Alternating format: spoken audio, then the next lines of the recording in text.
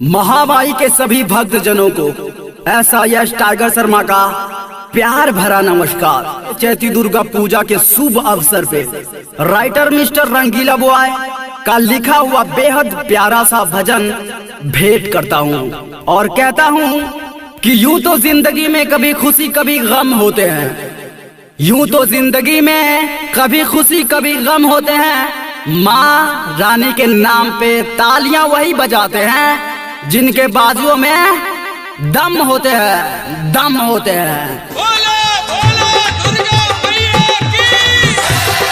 आइल बा फिर नवरात मैया, आइल बानी हम जोरी के दोनों हाथ मैया, आइल बानी हम।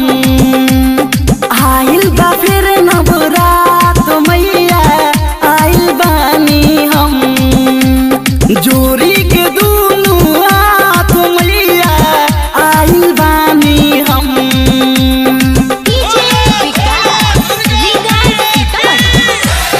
जोरी के दोनों हाथ मैया, आइल बानी हम।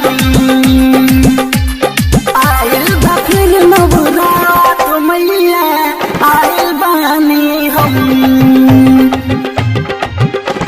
9 दिन के ई नवरात हो खेला सबला खास हो। 9 दिन छोड़ के अन्न पानी करेला सब उपवास हो। 9 दिन के ई नवरात हो खेला सबला खास हो। 9 दिन छोड़ के अन्न पानी करेला सब उपवास हो। भाई मधुर एहसास मालू भाइल बानी हम। आइल बा फिर नवरात मैया, आइल बानी हम। बोलो बोलो दुर्गा मैया की। जोड़ी के दोनों हाथ मैया, आइल बानी हम। आइल बा फिर नवरात मैया, आइल बानी हम। आइल बानी हम।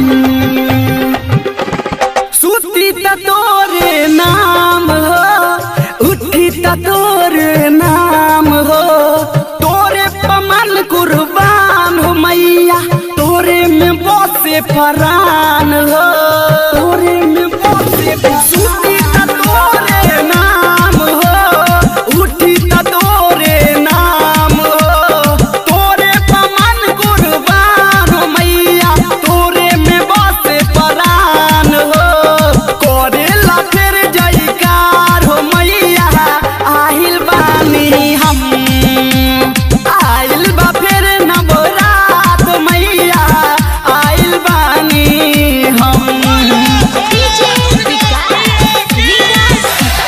जोरी के दोनों हाथ मैया, आइल बानी हम। आइल बा फिर नवरात मैया, आइल बानी हम।